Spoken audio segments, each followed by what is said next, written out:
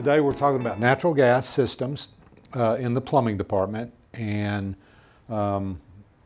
everyone has their handouts, and I wanted to ask a question. At your house, what do y'all have for heating? Electric, gas, propane? Wood pellet stove. Okay, Butane. propane, butane, Butane. power when you have power? Or, So far I've never lost power where I am. oh wow, I'm not sure.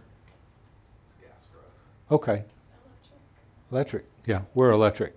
Been electric since we moved there. I think gas would be awesome. It's just a little bit hotter heat, if I could say that.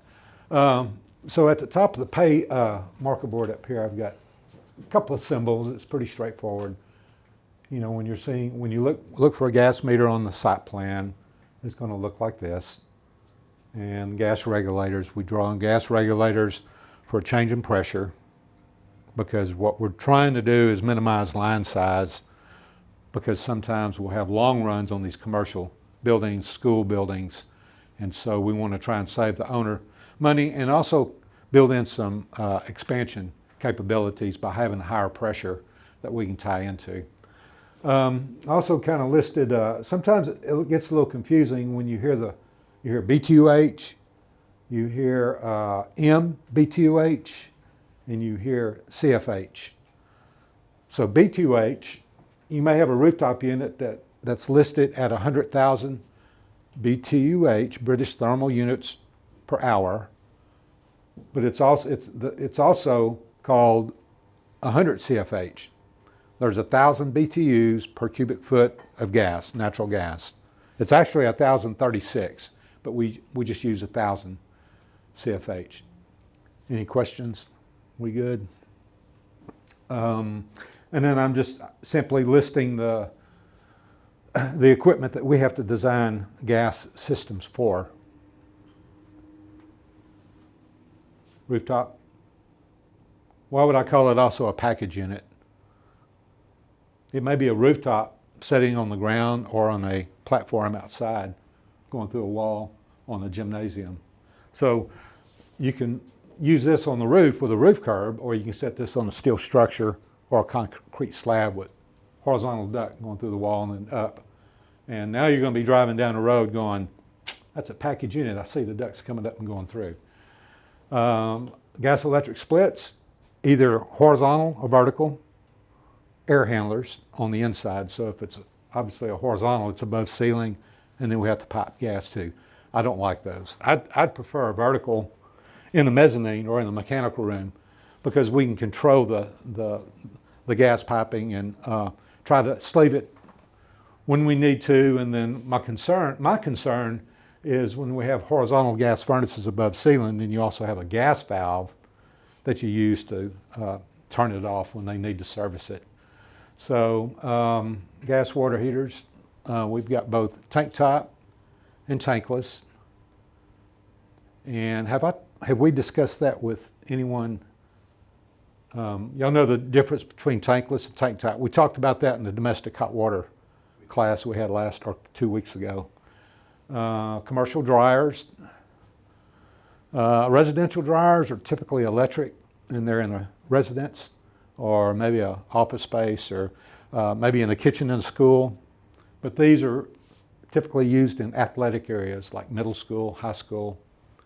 And then we have to plan for not only the dryer gas, but the washer, and we'll talk about that in a separate class. Cooking equipment, convection oven, tilt braising pan, convection steamer, and all this information is provided by the kitchen equipment consultant that the architect has hired for schools. Typically we see this in schools, university schools, K through 12. Emergency generators. Probably heard a lot about generators on TV here lately.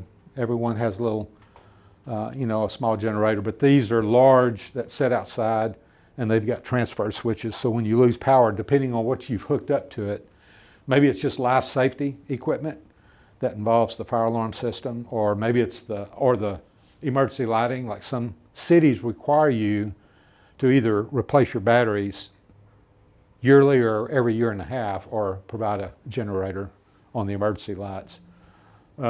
Heating boilers, and boilers are basically water heating equipment that's over 200,000 B2H. So heating boilers and the natatorium units. Natatoriums are what? Swimming pools. And so on swimming pools, we've got large dehumidification units. And you can easily lose a natatorium if the pool temperature and the space temperature get out of whack. All of a sudden it starts raining, literally raining in the natatorium. And so these guys are very important to keep the dry bulb and wet bulb where you want them. And so that's a big gas load, because you're also heating the pool with them, the pool water. Science labs, pretty easy, straightforward. Science labs, we received the gas turret layouts from the architect, and y'all know what a turret is. That's where you hook up the hose and do with the Bunsen burners. And each gas turret is anywhere from 3 to 5 cubic feet per hour. So that would be what? 3,000, right? And 5,000 B2H. So we understand that, right? So it's 1,000. If it's 3 CFH, it's 3,000 B2H.